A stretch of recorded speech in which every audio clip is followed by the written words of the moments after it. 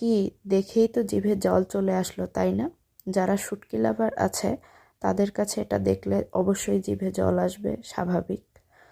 তো আমরা আজকে শেয়ার করছি আলু বেগুন দিয়ে শুটকি ভুনা।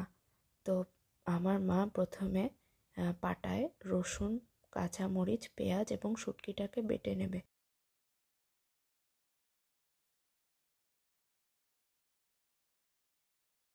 আমরা এখানে আলু বেগুন ছাড়া আরও অনেক সবজি নিয়েছি। আপনারা চাইলে সবজিগুলো নাও দিতে পারেন, শুধুমাত্র আলু বেগুন দিয়ে ভুনা করতে পারেন। বেগুন যে তরকারিতেই ব্যবহার করা হোক না কেন, টেস্ট কিন্তু অনেক বেড়ে যায়, বেগুনের অনেক স্বাদ। তো এরপরে রসুন আর কাঁচামরিচটাকে বেটে নিচ্ছে। আমি বাটার কাজটা একদমই করতে পারি না, আম্মু খুব সুন্দর করে বেটে নিচ্ছে। রসুন এবং মরিচ বাটা শেষ, এখন আমার মা শুটকিটা বেটে নিচ্ছে। এখানে আমার মা ফেওয়া শুটকি ব্যবহার করেছে, আপনারা চাইলে চ্যাপা শুটকিও ব্যবহার করতে পারেন, একই রকম টেস্ট আসবে। ফেওয়া মাছের শুটকি আর চ্যাপা শুটকির ঘ্রাণ প্রায় একই রকম। চ্যাপা শুটকিটা আসলে পুঁটি মাছ দিয়ে করা হয়, আর ফেওয়া মাছ দিয়ে ফেওয়া মাছের শুটকিটা করা হয়। এবারে পেঁয়াজ বেটে নিবে।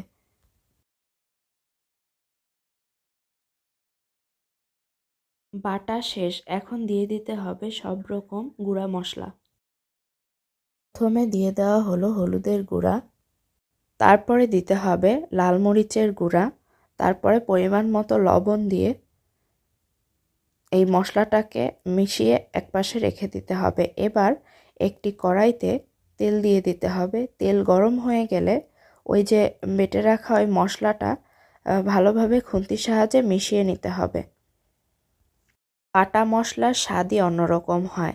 হাতে বেটে যে মশলা দিয়ে তরকারিটা রান্না করা হয় সেটার স্বাদ কিন্তু অনেক লোভনীয় এবং এত মজা হয় যেটা ব্লেন্ডারের মশলাতে হয় না।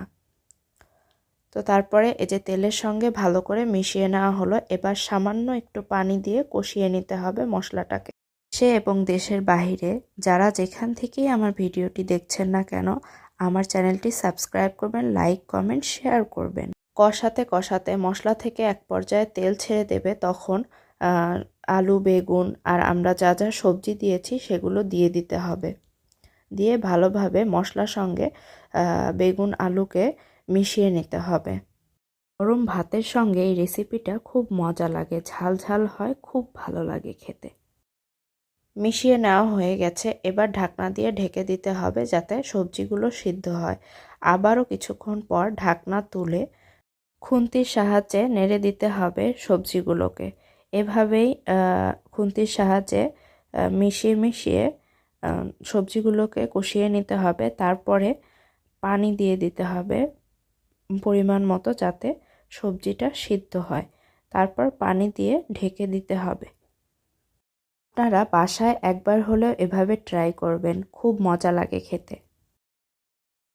কিছুক্ষণ পর ঢাকনা তুলে দেখা যাচ্ছে যে কত সুন্দর বলক উঠে গিয়েছে। আবারও একটু নেড়ে ঢেকে দিতে হবে। এভাবেই কষিয়ে কষিয়ে পানিটাকে একদম শুকিয়ে ফেলতে হবে।